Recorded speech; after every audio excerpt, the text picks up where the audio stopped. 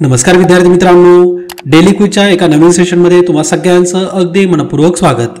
मी तुम्हाला सांगितलं होतं की काही कामांमध्ये बिझी आहे आणि त्याच्यामुळे आपण सकाळी भेटत नाहीये. मात्र ते सगळे आता कामं आटपलीत. आता आपण दररोज सकाळी 6 वाजता भेटत जाऊ, जेणेकरून तुम्ही दिवसभर प्रॉपर अभ्यासाच्या फ्लोमध्ये राहाल. तर लगेच आपल्या लेक्चरकडे वळू. त्यातला पहिला क्वेश्चन आहे, नुकतेच एम्ब्रॉस ग्लॅमनी यांचे निधन झाले, ते खालीलपैकी कोणत्या देशाचे पंतप्रधान होते? सगळ्यात पहिल्यांदा तर मी तुम्हाला एक सजेशन देतोय की प्रत्येक क्वेश्चन जो तुम्हाला स्क्रीनवरती येणार आहे तो तुम्ही स्वतः पहिल्यांदा अटेंड करा, इमानदारीने अटेंड करा. की समजा या क्वेश्चनचा आन्सर येते किंवा नाही येत, ते स्वतःशी ओनेस्ट राहून तुम्ही मार्क करा. तर या क्वेश्चनचा तर आन्सर आहे पर्याय क्रमांक 1, इक्वॅटिनी या देशाचे ते पंतप्रधान होते. इक्वॅटिनीचे ते 10वे पंतप्रधान होते. वय वर्ष 52 असताना त्यांचं निधन झालंय. एम्ब्रॉस ग्लॅमनी यांना कोरोनाची लागण झाली होती. कोरोनावरती उपचार झाल्यानंतर ते बरे सुद्धा झाले होते, मात्र अचानकपणे त्यांचं निधन झालंय. 2018मध्येच ते पंतप्रधान बनले होते. त्यांचा थोडक्यात जर कार्यकाल बघितला तर MTN या कंपनीचे ते आधी CEO म्हणून कार्यरत होते. बँकिंग सेक्टरमधला त्यांना जवळपास 18 वर्षांचा अनुभव होता. तर असं त्यांचं बॅकग्राऊंड आहे. इक्वॅटिनी देश कुठं आहे तर थोडंसं आपण मॅपमध्ये येऊ. तुम्हाला हा साऊथ आफ्रिका खंड दिसतोय, आफ्रिका खंड दिसतोय. तर इक्वॅटिनी हा आफ्रिकेतला अतिशय छोटासा देश.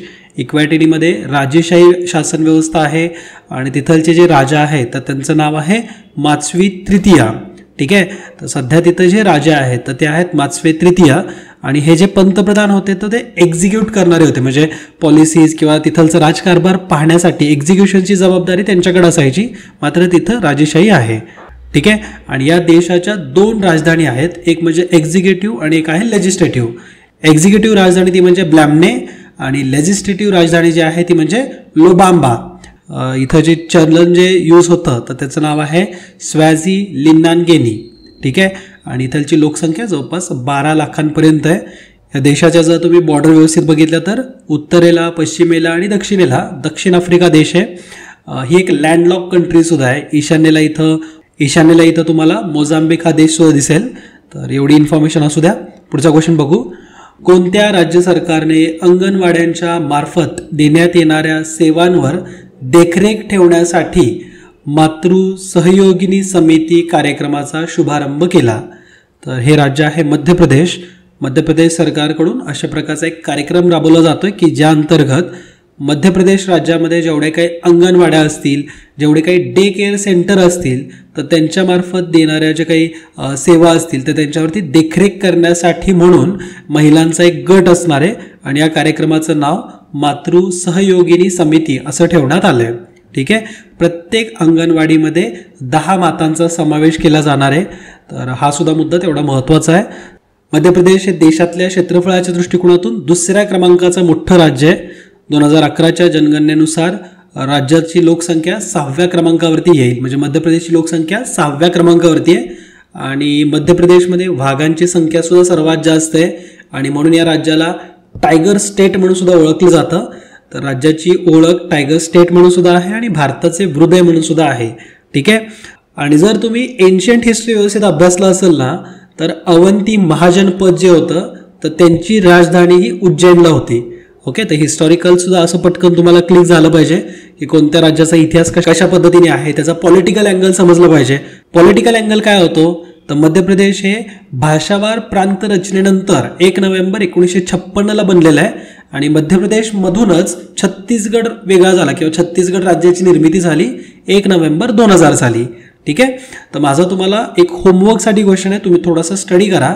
भाषावार प्रांत रचनेसंदर्भात कोणती समिती होती, त्यांचे रिकमेंडेशन काय होते, हे थोडेसे आज अभ्यासा, जेणेकरून पॉलिटिकल मुद्दा तुमचा क्लिअर होईल.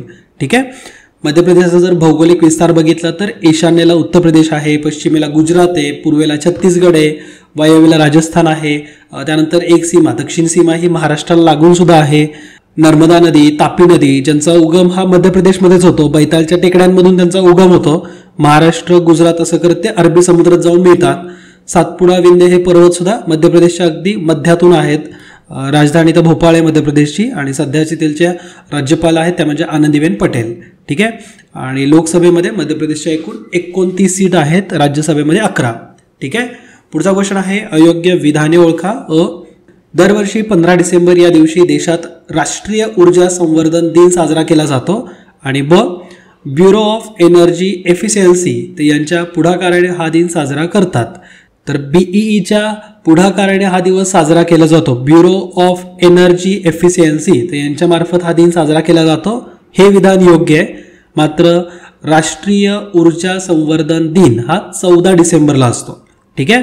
हा दिवस जागतिक तापमान वाढ आणि हवामानातले बदल यांच्याविषयी जनजागृती करण्यासाठी म्हणून साजरा केला जातो. आणि 2001 साली 14 डिसेंबर रोजीच ब्युरो ऑफ एनर्जी इफिशियन्सी यांनी भारत ऊर्जा संवर्धन कायदा याची अंमलबजावणी करायला सुरुवात केली होती आणि म्हणून हा दिवस आपण राष्ट्रीय ऊर्जा संवर्धन दिन म्हणून साजरा करतो. ठीक आहे. कोणत्या कारणामुळे तर 14 डिसेंबर 2001ला भारत ऊर्जा संवर्धन कायद्याची अंमलबजावणी सुरुवात झाली. ही अंमलबजावणी कोण करत आहे तर बी कडून म्हणजेच ब्युरो ऑफ एनर्जी एफिशियन्सी कडून याची अंमलबजावणी केली जाते. तर म्हणून हा दिवस साजरा केला जातो. ठीक आहे. पुढचा क्वेश्चन आहे भारतीय खेळाडू अंकिता रैना ही कोणत्या खेळाशी संबंधित आहे. अंकिता रैना या टेनिसपटू आहेत आणि सध्या त्या खूप चर्चेमध्ये आहेत. भरपूर सारे विजेतेपद त्यांनी पटकावलेत. रिसेंटलीच त्यांनी अल बहतूर चॅलेंज म्हणजेच ITF कडून त्याचं आयोजन करण्यात आलं होतं आणि त्याच्यामध्ये दुहेरीचं विजेतेपद पटकावलेलं आहे. अंकितानी चालू वर्षात पटकावलेलं हे दुहेरीमधलं 3रं विजेतेपदक ठरलं आहे. आता अंकितासोबत जी तिची दुसरी पार्टनर होती तर तिचं नाव आहे कॅटरीन जॉर्ज रेझे. तर ही जॉर्जियाची खेळाडू आहे. तर या दोघींनी मिळून हे पदक मिळवले अल बहतूर चॅलेंजमधलं.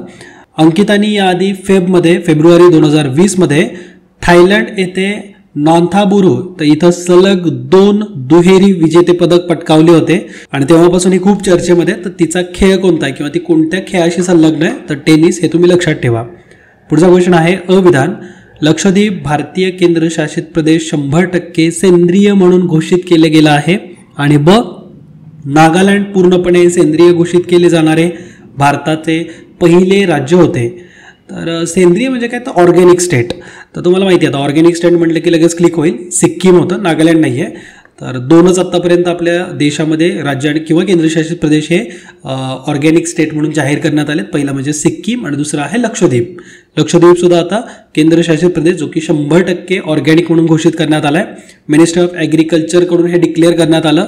खरं तर लक्षद्वीपचा इतिहास मला तुम्हाला कधीतरी सांगायचा आहे. मी अगदी शॉर्टमध्ये सांगतो. खूप इंटरेस्टिंग इतिहास आहे लक्षद्वीपमध्ये. आता लक्षद्वीप हे त्या काळामध्ये आदिवासींनी भरलेलं, आत्तासुद्धा मेजॉरिटी आदिवासीच तिथं आहेत. तर ज्यावेळेस भारताने लक्षद्वीपला आपल्या भारतामध्ये विलीन केलं म्हणजे ते कसं विलीन केलं तर खूप सोपं आहे पण टायमिंग खूप इंटरेस्टिंग आहे त्याची. सरदार वल्लभभाई पटेल यांनी आपल्या नौदला सांगितलं की तुम्ही लक्षद्वीपवरती जा आणि तिथं पाकिस्तान आधी पोचलाय की काय ते बघा आणि नसेल पोचलं तर आपला झेंडा तिथं रोवून या म्हणजे आपला ताब्यामध्ये त्या लक्षद्वीप बेटाला घ्या. तर आपली इंडियन नेव्ही गेली, तिथं झेंडा रोवला आणि तिथल्या नागरिकांना सांगितलं की आता तुम्ही भारताचे भाग आहे. त्यांना भारत कोण हे पण माहिती नाही किंवा त्यांना पाकिस्तान माहीत नाही. असं म्हणजे पूर्ण थोडा आदिवासी भाग असल्यामुळे तसं होणार आहे. ऑब्व्हियस आहे. लक्षद्वीप हे आत्ता ठेवण्यात आलेलं नाव आहे. म्हणजे ज्यावेळेस भारतामध्ये विलीन झालं तर ते नाव आहे पण त्याच्या आधी त्याला वेगळंच नाव होतं. तर आणि त्याच्या जस्ट अर्ध्या तासानंतर पाकिस्तानची सुद्धा नेव्ही तिथं आली होती. पाकिस्तानच्या नेव्हीने बघितलं की भारताचा झेंडा दिसतोय आणि तिथून त्यांनी लगेच युटर्न घेतला. तर अशा प्रकारचा थोडा इंटरेस्टिंग इतिहास आहे. परत आपण त्याच्यावरती कधीतरी बोलू.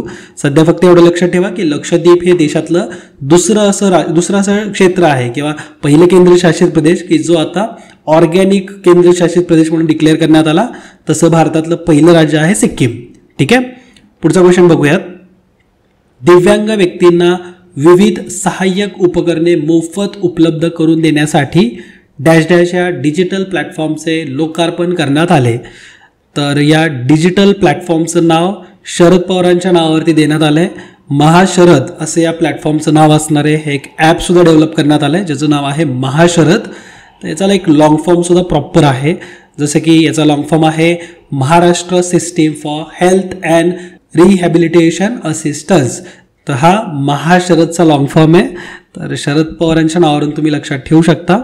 या प्लॅटफॉर्मच्या माध्यमातून काय केलं जाणार आहे जसं OLX ॲप आहे की ज्याच्यावरती आपण लागणाऱ्या वस्तू उपकरणं विकत घेऊ शकतो, विकू शकतो. आपल्याला आपल्याला न लागणाऱ्या वस्तू वगैरे आपण तिथं विकू शकतो. तर तशाच प्रकारचा एक पोर्टल किंवा प्लॅटफॉर्म इथं डेव्हलप करण्यात आला आहे, ज्या माध्यमातून जे आपले दिव्यांग नागरिक आहेत तर त्यांना आवश्यक असलेली उपकरणं ही त्यांच्यापर्यंत पोहोचवली जातील, त्यांना घेणं सुद्धा सोयीस्कर असेल.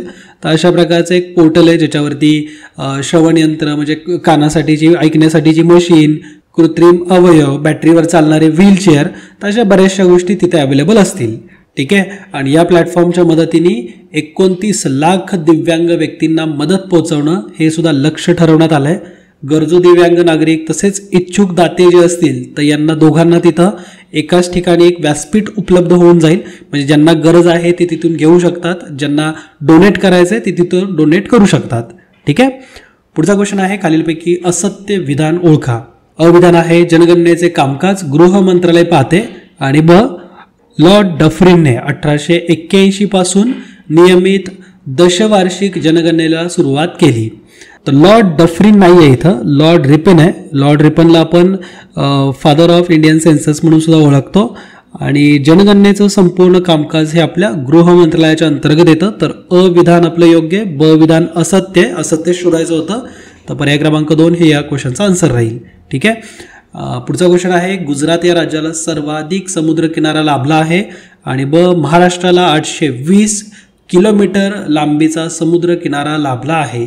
तर अगेन इथं अयोग्यच विधानं निवडायचीत. तर ब विधान आपलं चुकीचं आहे, अयोग्य आहे. महाराष्ट्राला साधारणतः 720 किलोमीटर लांबीचा समुद्र किनारा लाभला आहे, इथं 820 दिलं, त्यामुळं ब विधान चुकीचं आहे.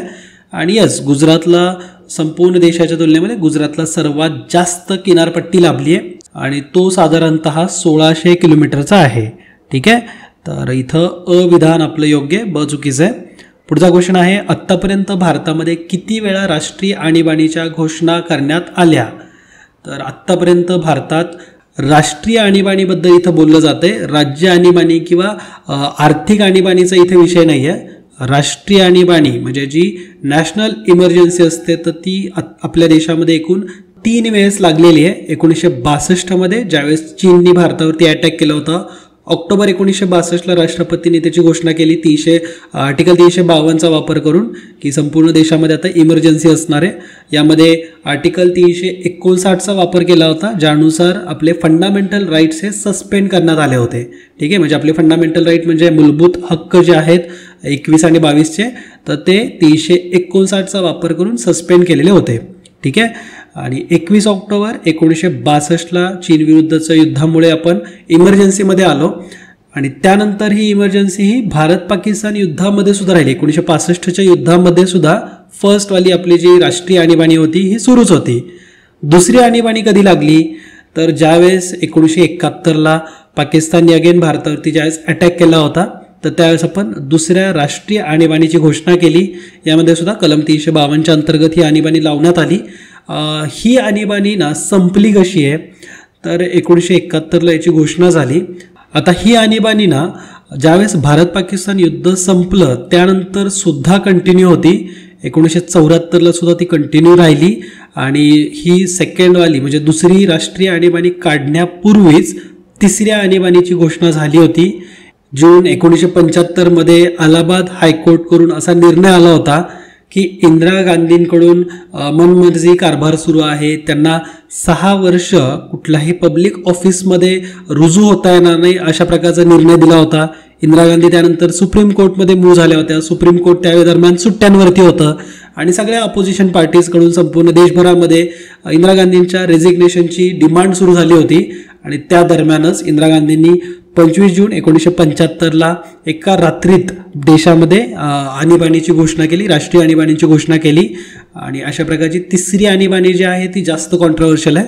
तर हा थोडासा आपण आणीबाणी संदर्भाचा इतिहास बघितला. मात्र राष्ट्रीय आणीबाणी ही 352च्या अंतर्गत लावण्यात येते. 356 नुसार राज्य आणीबाणी आणि 360 नुसार आपली आर्थिक आणीबाणी आपण लावू शकतो. पुढचा क्वेश्चन आहे, हा क्वेश्चन ऑलरेडी आपल्याला राज्यसेवेमध्ये येऊन गेला आहे.